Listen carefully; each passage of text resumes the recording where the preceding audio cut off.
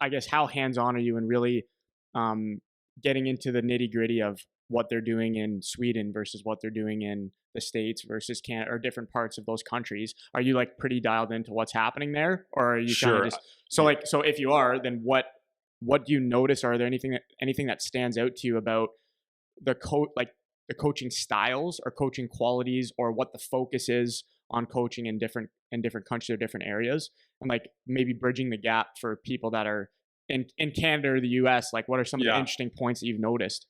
So I would say the first thing, particularly if we're talking about like North America compared to Europe, and granted, a lot of the youth system in Europe is controlled by the clubs, meaning there's a professional team, and they obviously run the professional team, but they run the farm team, and they run the youth system all the way down. So like, very much a soccer model where your goal is you're trying to develop players that are eventually going to play on your pro team.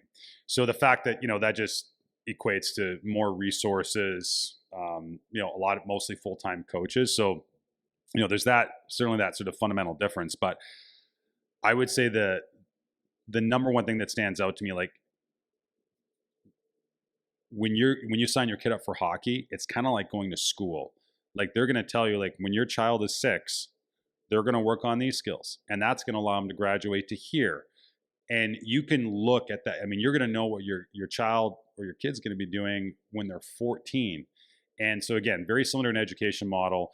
You can sort of chart that path. There's a lot of transparency, and I think that's really helpful, certainly for parents. But I think that from a developmental perspective, I would say that universally, the best development programs that we come across have some element of that where they have a very clearly defined development model. And listen, you and I could argue all day about like what's the best forecheck. It's not that. It's very much how are we going to teach kids the fundamental skills? What are the teaching cues? What's the language we're going to use? And it's consistent, and there's alignment amongst the coaches. And I would say that that is, in my opinion, that is the secret sauce to player development, and it's free. Yeah. So if you go to name whichever club is your favorite or whichever example is your favorite, if you go there and say, "Hey, what do you guys do?" Are they giving you a package where it's like written down, or is it just a philosophy that everyone's already bought into? Is it so how explicit is it that people can really grasp what they're doing, as opposed to maybe I'm the leader of this organization, this is what I think, I enforce it top down and everyone buys in? Or is it like, this is what it is, read it? So I'll give you 2 examples. We were over at the World Championships in Tampere, Finland, 2 years ago, I guess. And Jokerit is a club that we work with, and so we got a tour of their facilities, and we went into their office, and they said, "Do you want to see our development model?" And I said, "Yeah, but not really." I'm like, "Huh? Like how do you see a How do you see development that, model?" right? So they, we're sitting around a board room, and they plug in their computer. They take us through their development. Like we were there for an hour. Like it was so granular, like from every detail, every skill, who's teaching it, and and it was really clear. Like if you're a coach in that program, like you're either on the bus or you're off the bus.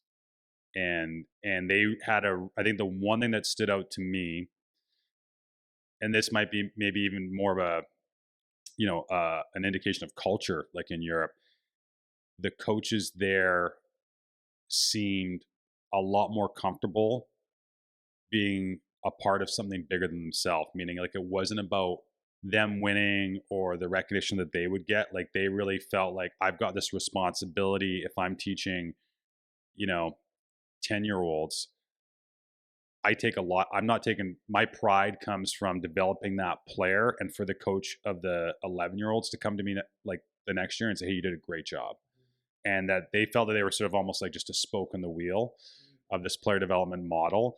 And so I think that in itself is probably really powerful.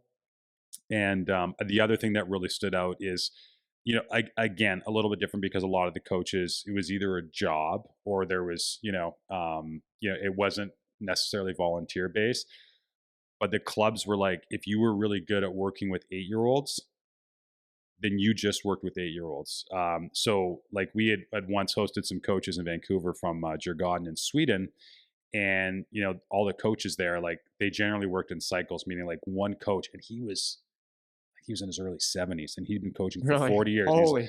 He's like, I take a group of 6-year-olds and I take them to 8, and then I start again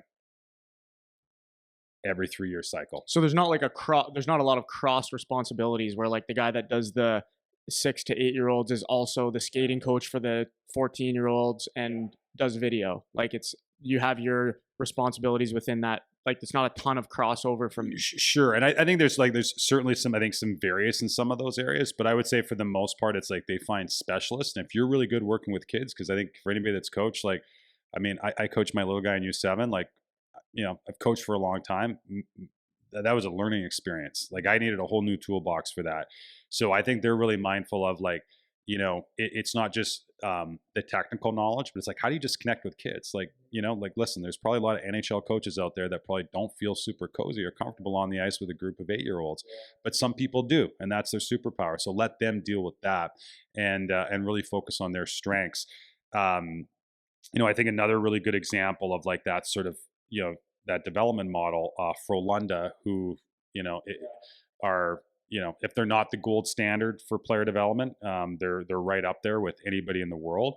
And so Tobias Johansson, who's now the head coach of the Norwegian national team, he used to be the coach of their U20 team and oversaw their player development. And I think he told this story on my podcast, but it was the draft, and I might get the year wrong. The draft was in Dallas. I'm pretty sure it was 2018, and Rasmus Dahlin was the first overall pick for Lunda kid, right? So he's like, yeah, like all the coaches, they get, the club flies into Dallas, but the club had an objective to have 3 NHL draft picks per year. And so they go out there, so the draft, the first round's on the Friday, the rest of the draft takes place on the Saturday. So the coaches go out there. Obviously, it's a big celebration. Rasmus gets drafted.